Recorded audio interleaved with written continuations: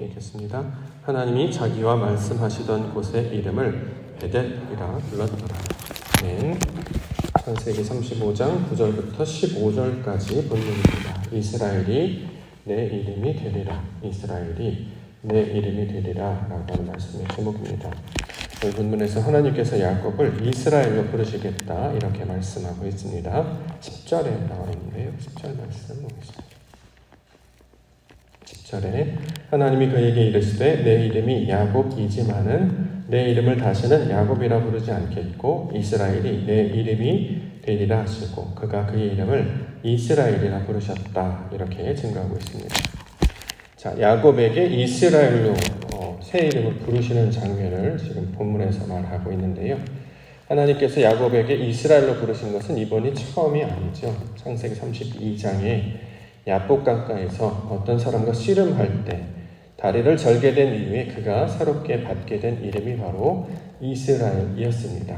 자, 그 이름을 다시 한번 불러주시면서 확증하고 있는 내용. 자, 이것이 오늘 본문에서 하나님께서 직접 이스라엘로 부르시는 내용으로 우리가 내용을 이해할 수 있을 것입니다. 자, 이스라엘의 의미가 무엇인가? 왜 이스라엘로 부르셨는가? 오늘 그 내용을 여러분께 살펴보고자 하는데 32장 28절에 보면 이스라엘이 무슨 뜻인가 이제 해석을 써놨는데요.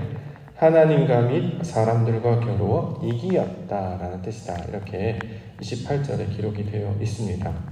하나님과 및 사람들과 겨루어 이겼다.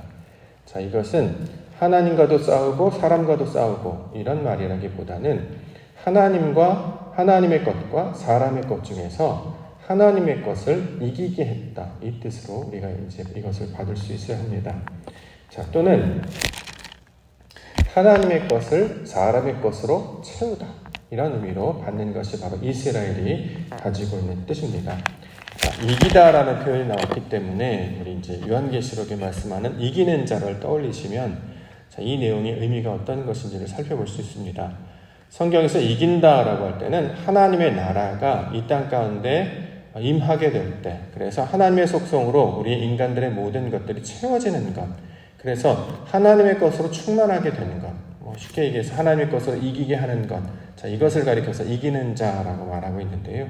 자, 본문에서도 아버지의 것, 하나님의 것이 우리 육신 안에 들어오기 때문에 하나님의 속성과 성분으로 점유되는 것, 이것을 가리켜서 이스라엘이라고 이야기하고 있는 것입니다. 자, 이스라엘. 그렇기 때문에 육신을 따르지 아니하고 말씀을 따르는 자가 된다는 거죠. 자신의 육신의 땅의 본성을 따르지 아니하고 하나님이 가르쳐 주시는 하늘의 뜻, 하늘의 영광을 따르는 자가 되었다라고 말씀하고 있습니다. 자, 이것을 이스라엘이라고 하는데 우리가 보통 이스라엘 그러면 지금 현재 21세기에 보면 중동 지방에 나타나는 나라 이름이기도 하죠. 그런데 그 사람들을 가리키는 말로 쓴 것이 아니고 이처럼 육신과 하나님의 것 중에서 하나님의 것을 선택하여서 말씀을 따르는 자들, 진리를 따르는 자들, 자, 그렇게 하나님의 것들로 조성되어 만들어진 자들을 가리켜서 이스라엘이다 이렇게 말하고 있습니다. 그렇기 때문에 영적인 의미에서 이스라엘은 교회를 가리키는 말입니다. 성도들, 저와 여러분들, 하나님의 말씀을 따르는 자들, 육신의 본성과 땅의 본성을 따르지 아니하고 하나님의 말씀을 따르는 자들을 이스라엘 이렇게 불러주신 것이지요. 자, 야곱이 지금 그 모습을 보여주는 하나의 용례가 되고 근본이 되고 또 기초가 되었기 때문에 그로 말미암아 이스라엘로 우리에게 말씀을 전해주고 있습니다. 자, 오늘 주시는 말씀, 이스라엘로 저와 여러분들을 불러주신 줄 믿습니다. 이것은 말씀을 따르는 자가 되어라. 또 하나님을 따르는 자가 되어라. 하나님의 것과 사람의 것 둘 중에 갈등이 일어나거든 하나님의 것을 택하여라. 하나님의 것이 내 안에 들어와 사람의 것이 되게 하여라. 자, 이 말씀으로 주시는 의미를 깨닫고 오늘도 우리가 이스라엘임을 깨닫고 온전히 말씀을 따르며 나아가는 그래서 이기는 자가 되시는 우리 성도와 교회가 되기를 주의 이름으로 축원합니다. 자, 이스라엘을 불러주셨는데요. 처음으로 주는 말씀은 생육하고 번성하라 11절에 나왔습니다. 하나님이 그에게 이르시되 나는 전능한 하나님이라 생육하며 번성하라. 한 백성과 백성들의 총회가 내게서 나오고 왕들이 내 허리에서 나오리라. 자, 창세기에서 주신 말씀, 생육하고 번성하고 땅이 충만하고 다스리다 이런 말씀의 연장으로 우리가 또 이 말씀을 만날 수 있습니다. 성경에서 생육하고 번성하라라고 하는 것은 어떤 의미로 주신 말씀이냐면 한마디로 말하면 배우고 자라가라 이런 뜻입니다. 우리가 육신의 속성 가운데 있다가 이제 하나님을 깨닫게 된단 말이죠. 하나님이 어떠한 분이신지를 말씀으로 깨닫게 되고 알게 돼요. 그럼 알게 됐다고 해서 모든 것이 한 번에 다 이루어지는 것이 아니라 점점 성장하고 성숙해 가야 합니다. 그러기 위해서 해야 되는 것은 하나님을 알아가야 된다는 거죠. 점점 그 지식이 충만한 상태까지 이르도록 하나님에 관한 것들을 듣고 배워서 깨달음 가운데 나아가는, 그래서 이것을 성숙의 과정으로 설명하고 있습니다. 이렇게 성숙하게 되는 것, 성장하게 되는 것, 이것을 성경에서는 생육하고 번성하라 이렇게 이야기합니다. 예전에는 이것은 이제 우리가 땅에서 숫자가 많아지는 것, 그래서 인구수가 많아지는 것, 또는 어떤 정복하는 것, 뭐 이런 의미로 우리가 보통 이해를 해왔는데, 영적인 의미는 정복하고 다스리다의 근본적인 그 대상은 우리 몸 바깥에 있는 어떤 다른 민족이나 다른 대상을 가리키는 말이 아니라 육신에 속해 있는, 땅에 속해 있는 우리를 가리키는 말이죠. 우리 안에 하나님을 아는 것이 전혀 없다가 이제 하나님을 아는 것들로 하나씩 채워지는 것을 가리키고 있는 말입니다. 이름도 알게 되고, 그가 하신 일도 알게 되고, 그가 가르쳐 주신 율법도 깨닫게 되고, 그가 펼치신 모든 사역들을 점점 알아가게 되면, 자, 어린아이가 장성한 분량에 이르도록 자라가는 것처럼 그렇게 우리의 믿음의 수준도 점점 자라가게 된다라는 거죠. 자, 이것을 생육하고 번성하라는 의미로 주고 있는 것입니다. 그래서 본문에 보면 한 백성과 백성들의 총회가 내게서 나오고, 우리 안에서, 자, 이스라엘이라고 하는 성질에서 그의 속성이 충만한 상태에서 그와 관련된 일들로 충만해지게 될 것이다. 왕들이 내 허리에서 나온다라고 하는, 여기서 이제 왕은 세상을 다스리는 통치의 개념이 아니고 말씀을 가진 자들을 왕이라고 부른다라고 말씀을 드렸죠. 자, 성경에서 다윗을 왕이라고 부르는데 그가 왕으로 부르는 이유는 블레셋과의 전쟁에서 싸움을 잘했기 때문이라는 게 아니라 하나님의 말씀을 철저히 듣는, 순종하는 자였기 때문입니다. 따라서 이스라엘 백성들의 특징은 말씀을 잘 듣는 자들이 되어야 된다는 거죠. 그래서 세상과 구별된 모습으로 너희를 왕같은 제사장이다 라고 부르는 것입니다.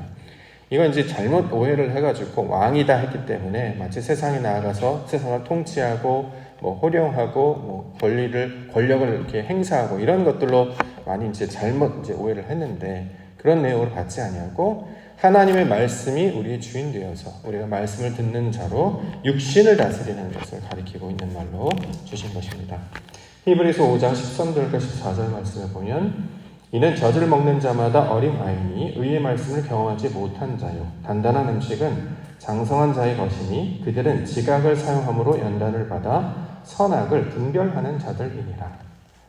자, 젖을 먹는 아이, 스스로 말씀을 먹지 못하기 때문에 누군가 공급해줘야 된다는 이야기라는 거잖아요. 자, 어떤 모유, 그러니까 모유를 공급해주는, 우유를 공급해주는 그 보모가 있는 것처럼 우리가 어린아이의 상태에서는 스스로 말씀을 먹지 못하기 때문에 남으로부터 도움을 받습니다. 그래서 가이드하는, 안내하는 자라든가 인도하는 자라든가 선지자라든가 말씀을 알고 있는 자라든가 말씀 먹는 법을 배우게 되지요. 처음에 이렇게 말씀을 배우게 됩니다. 근데 점점 자라고 나면 나중에는 지각을 사용함으로 연단을 받아 선악을 분별하게 된다. 이전에는 스스로 옳고 그름을 판단하지 못했던 자들이 이제 지각을, 그러니까 우리가 가지고 있는 감각을 통해서 주시는 말씀을 하나님의 뜻으로 해석할 수 있는 능력을 가지고 있기 때문에 이게 하나님의 뜻인지 내 뜻인지 하나님께서 온 것인지 세상에서 온 것인지를 분별할 수 있게 된다는 것을 가리키고 있는 말입니다. 그래서 마침내 어느 지경까지 나아가야 되냐면 이 장성한 자의 분량까지 나아가야 되겠죠. 우리 스스로 말씀을 먹고 마시고 이것을 분별하여서 하나님의 것과 사람의 것을 분별하는 자가 되는 것입니다. 왜냐하면 하나님의 것을 이기게 하는 자이기 때문이다라는 그런 것이죠. 자, 한마디로 이스라엘이기 때문에, 자, 이스라엘이 된 자는 이제 말씀 안에서 성숙하고 성장한 자로, 그렇게 말씀을 분별한 자로 자라갈 것을 가리키고 있는 말입니다. 자, 그 다음 주신 말씀 땅을 주리라 12장. 내가 아브라함과 이삭에게 준 땅을 내게 주고 내가 내 후손에게도 그 땅을 주리라 하시고. 자, 땅을 준다라는 말 주셨는데 여기서 말하는 땅은 어디를 가리키는 말일까요? 여기서 주신 땅은 나죠.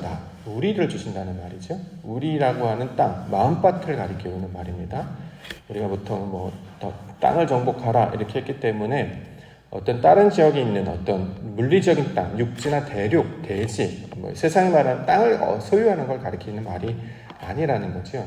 정복하거나 다스리는 것이 아니고 육신이라고 하는 땅을 다스리는 상태가 되는 것입니다. 이 상태를 어떻게 갖게 되느냐? 아브라함에게 주셨던 것처럼, 이삭에게 주셨던 것처럼, 이걸 이제 다른 말로 해석을 해보면 아브라함으로 주신 것처럼, 이삭으로 주신 것처럼 이라는 뜻을 가지고 있습니다. 자, 아브라함을 우리가 한번 생각을 해보면 그는 하나님을 알지 못한 자였잖아요. 그런데 시간이 지나면서 점점점 하나님이 어떤 분이신지를 깨달아 알게 됩니다. 그의 행하심과 그의 역사하심. 그래서 그가 아브람에서 아브라함이라는 이름으로 바뀌게 되지요. 그래서 마침내 아들을 바치라 라는 말씀에 순종하기까지 하나님을 온전히 믿는 자가 되었습니다. 따라서 아브라함을 가리킬 때 우리는 믿음의 조상이라고 부른다라는 거죠. 우리라고 하는 육신의 땅이 믿음을 갖기 시작하는 거예요. 말씀이 뿌려져서 하나님이 말씀하시는 것이 그러한가 하여서 처음에는 잘 알지 못하다가 이제 말씀을 온전히 신뢰하는 자가 됐을 때 이걸 아브라함이라고 부른다는 거죠. 그렇게 해서 아브라함으로 주신 그 땅을 우리에게 허락하신 것처럼 우리의 속사람이, 우리의 어떤 기질이, 성분이 아브라함이라는 믿음의 상태로 바뀌게 되는 것을 가리키는 말입니다. 이삭에게 땅을 주셨다라고 하는 것, 이삭은 이제 약속의 아들이라는 뜻을 가지고 있습니다. 말씀을 주셨죠. 근데 실제로 그가 태어났습니다. 마찬가지로 하나님께서 어떤 말씀을 주시면 그 말씀이 우리 안에 그대로 열매 맺게 되는 것을 가리키고 있는 말입니다. 우리가 말씀을 들을 때마다 어떤 말씀을 우리가 붙잡습니다. 이스라엘이라는 말씀을 붙잡습니다. 엘베델, 분이엘 이런 말씀을 붙잡아요. 하나님 우리에게 나에게 그런 일들이 나타나게 하여 주시옵소서. 그러면 그 약속을 붙든 자에게 정말 그러한 일이 나타나게 하시는 하나님을 경험케 하신다는 거죠. 이걸 이삭이라고 이야기합니다. 이삭은 기쁨이라는 뜻이잖아요. 왜 기쁨이 되냐면 하나님께서 원하시는 것이 나의 원함이 되었기 때문에 이걸 성경에서 기쁨이라고 이야기하는데 바로 이 기쁨의 상징적인 어떤 인물이 바로 이삭이라는 인물로 설명하고 있는 것입니다.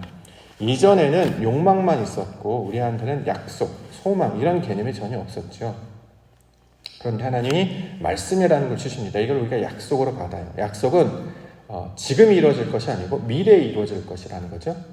바라보는 것들의 증거, 보지 못할 증거와 실상으로 우리 가운데 주셨습니다. 자, 그러면 놀랍게도 그 약속을 붙들고 있으면 그러한 성질대로 우리를 변하시고 바뀌어주시는 것. 그래서 우리가 분이엘이라는 이름을 붙들면 정말 하나님의 얼굴을 보는 것 같사오니라는 고백을 우리로 하게 하시고 엘베델이라는 이름을 우리 가운데 주셔서 우리가 이걸 붙들면 정말 하나님, 베델의 하나님, 하나님의 것들로 우리를 바뀌게 하신 그것들을 내가 경험하게 되었습니다라는 것을 실제로 우리가 이제 경험하게 되는 것이고 오늘 본문처럼 하나님께서 이스라엘이라는 이름을 주었다면 놀랍게도 세상을 살아갈 때에 하나님의 것과 사람의 것들 갈등하고 있었는데 내가 하나님의 것을 선택했습니다. 이런 고백을 하게 하신다. 그래서 내가 이스라엘이 되었구나를 깨닫게 해주신다. 그래서 이것을 땅을 준다라는 말씀으로 우리 가운데 가르쳐주고 있습니다.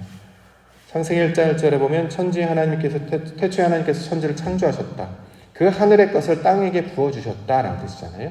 자, 이스라엘도 마찬가지죠. 하나님의 것을 사람의 것이 되게 하라라는 뜻의 말씀이 되기 때문에 하나님께서 갖고 계신 어떠한 것이 내 안에 차고 넘치게 되면 놀랍게도 내가 가지고 있는 모든 기질과 성질들이 다 바뀌게 되는 것입니다. 놀랍게도 하나님의 모습을 닮은 자로 달라지게 되지요. 그래서 이 땅 가운데 내가 과연 그런 일들을 할 수 있을까? 이전에 난 상상도 못했던 나의 모습을 발견하게 됩니다. 누가 나를 지으셨는가? 누가 나를 만드셨는가? 바로 우리 여호와 하나님께서 나를 지으셨구나. 여호와 하나님께서 나를 이렇게 만드셨구나. 놀랍도다 하나님 이렇게 고백하는 자가 되게 하시는 것을 땅을 주리라 이렇게 설명하고 있습니다.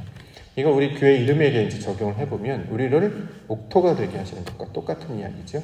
자, 돌땅이라고 하는 석천에서 옥토교회를 세워주셨습니다. 옥토, 좋은 땅, 말씀의 땅, 하나님이 주인 되시는 땅, 아버지의 뜻으로 변화된 땅을 가리키고 있는 말입니다. 이전에는 마음이 딱딱해서 씨도 뿌려지지 않고 또 물을 주더라도 그걸 받아들이지 못했는데 자, 돌이 거두어지고 가시덤불이 다 거두어져요. 원래 우리가 돌밭, 길가, 돌밭, 가시덤불 같은 마음들이었는데 이게 말씀을 하나씩 깨어지는 거예요.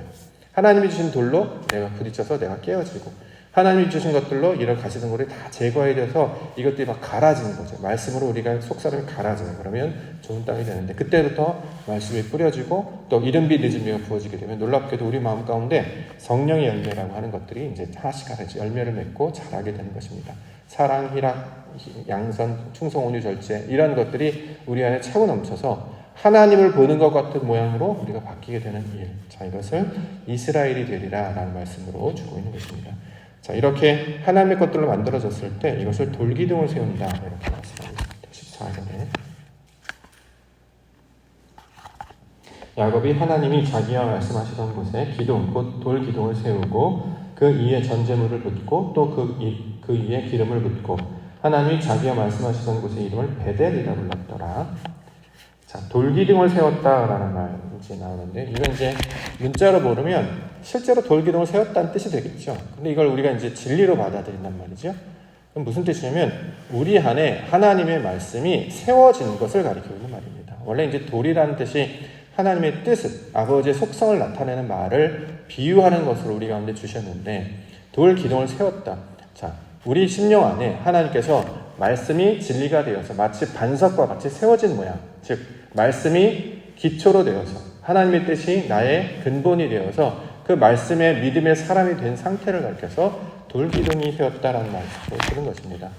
이걸 이제 뭐 다른 것으로는 뭐 비문을 세우다, 기둥을 세우다 이제 어떤 기념을 하기 위한 것들로 많이 이해를 했는데 그런 뜻이라기보다는 이 본문의 내용은 우리의 성질과 속사람이 하나님이 기뻐하시는 모습으로 변화된 온전한 모습 이것을 가리키고 있는 말입니다. 그래서 이것을 15절에서는 베델 이렇게 받아서 이해를 하고 있는 것이죠.